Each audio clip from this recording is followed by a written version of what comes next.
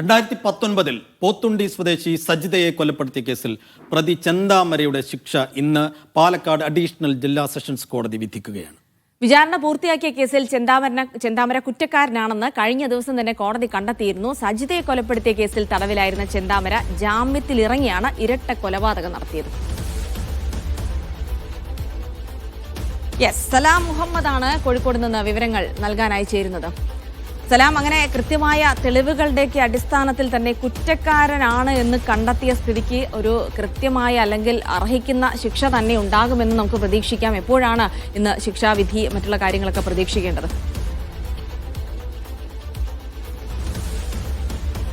സിഫു ജിൽസി, ഈ ഒരു കൊടും കൃത്യം നടന്നതിന്റെ 6ാം വർഷമാണ് ഇപ്പോൾ ചെന്താമരയ്ക്ക് കോടതി ശിക്ഷ വിധിക്കുന്നത്. പാലക്കാട് ജില്ലാ അഡീഷണൽ സെഷൻസ് കോടതിയാണ് ശിക്ഷ വിധിക്കുക. നേരത്തെ ഈ കേസിൽ ചെന്താമര കുറ്റക്കാരനെന്ന് കോടതി കണ്ടെത്തിയിരുന്നു. ഈ നേരത്തെ നടന്ന കൊലപാതകം 2019 ഓഗസ്റ്റ് 31 അയൽവാസിയായിരുന്ന സജിത തന്റെ ഭാര്യയും മകളും പിണങ്ങിപ്പോയതിന് കാരണം അയൽവാസിയായ സജിതയാണെന്ന് ധരിച്ചുകൊണ്ട് ഈ സജിതയെ ക്രൂരമായൊരു കൊലപാതകം നടത്തുന്നത്, സജിതയെ കൊലപ്പെടുത്തുന്നത്, വീടിന് പുറകുവശത്തോടു കൂടി ഉള്ളിൽ കയറിയാണ് ഈ ചെന്താമര ഈ കൃത്യം നടത്തുന്നത്. വീട്ടിലെ കൊടുവാൾ ഉപയോഗിച്ചാണ് കൊലപ്പെടുത്തുന്നത്. അതിൽ ഏറ്റവും നിർണായകമായത് സാഹചര്യ തെളിവുകളും അതോടൊപ്പം തന്നെ ഫോറൻസിക് തെളിവുകളുമാണ്. കാരണം ഈ വീട്ടിൽ കയറിയ സമയത്ത് ചെന്താമര ചെരുപ്പ് ധരിച്ചിരുന്നില്ല. അതുകൊണ്ട് തന്നെ രക്തം പതിഞ്ഞ ഈ കാൽപ്പാടുകൾ ഈ വീട്ടിനുള്ളിൽ നിന്നും കണ്ടെത്തുകയും അതോടൊപ്പം ഈ പിടിവലിയിൽ ചെന്താമരയുടെ ഷർട്ട് കീറിപ്പോയിരുന്നു. ഷർട്ടിന്റെ പോക്കറ്റ് ഈ വീട്ടിനുള്ളിൽ നിന്നും കണ്ടെത്തുകയും ചെയ്തിരുന്നു. ഇത് ചെന്താമരയുടെ ഭാര്യ സ്ഥിരീകരിക്കുകയും ചെയ്തു. ഭാര്യ ഈ ഷർട്ടിന്റെ ഭാഗം ചെന്താമരയുടെ വസ്ത്രം തന്നെയാണ്. അതോടൊപ്പം തന്നെ ഈ കൊലപാതകത്തിന് ഉപയോഗിച്ച കടാര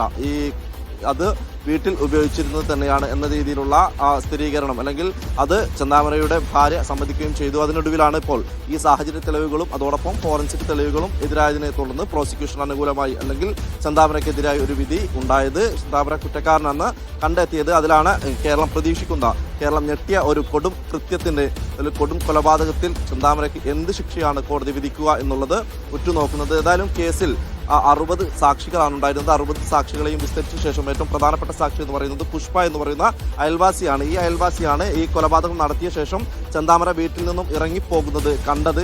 ഈ കേസിന് വിധി വരുന്ന ദിവസം പുഷ്പ തമിഴ്നാട്ടിലേക്ക് മാറുകയും ചെയ്തു. കാരണം ഈ കേസിൽ ജാമ്യത്തിൽ ഇറങ്ങിയ ശേഷമാണ് ഈ കൊല്ലപ്പെട്ട സജിതയുടെ ഭർത്താവ് സുധാകരനെയും സുധാകരന്റെ മാതാവിനെയും കൊലപ്പെടുത്തുന്ന കേരളം ഞെട്ടിയ ഒരു കൊലപാതകം, 2 ഇരട്ട കൊലപാതകങ്ങൾ കൂടി ഉണ്ടായത്. ഈ കേസിലെ വിചാരണ നടപടികൾ ആരംഭിക്കാനിരിക്കെയാണ് ആദ്യ കേസിൽ, അതായത് അവസാനം കൊല്ലപ്പെട്ട സുധാകരന്റെ ഭാര്യ സജിതയെ കൊലപ്പെടുത്തിയ കേസിലുള്ള വിധി കോടതിയുടെ ഭാഗത്തുണ്ടായത്. കുറ്റക്കാരനെന്ന് കോടതി കണ്ടെത്തുകയും ചെയ്തു. ആ കേസിൽ എന്ത് ശിക്ഷാവിധി അല്ലെങ്കിൽ എന്ത് ശിക്ഷയായിരിക്കും ഈ കൊടും കുറ്റവാളിയായിട്ടുള്ള ചെന്താമരയ്ക്ക് ലഭിക്കുക എന്നുള്ളത് തന്നെയാണ് കേരളം ഉറ്റുനോക്കുന്നത്. ഏതായാലും ഇന്ന് 11 മണിയോടുകൂടി തന്നെ കോടതിയുടെ ഭാഗത്തുനിന്നും എന്ത് വിധിയാണ് ചെന്താമരയ്ക്കെതിരായി ഉണ്ടാവുക എന്ന കാര്യത്തിൽ നമുക്ക് വിവരങ്ങൾ ലഭിക്കുമെന്നുള്ളതാണ് മനസ്സിലാക്കുന്നത്. ഏതായാലും കേരളം ഉറ്റുനോക്കുന്ന ഒരു കൊടും കൃത്യത്തിന് ഇന്ന് എന്ത് വിധി ലഭിക്കും എന്നുള്ളത് തന്നെയാണ് ഉറ്റുനോക്കേണ്ടത്.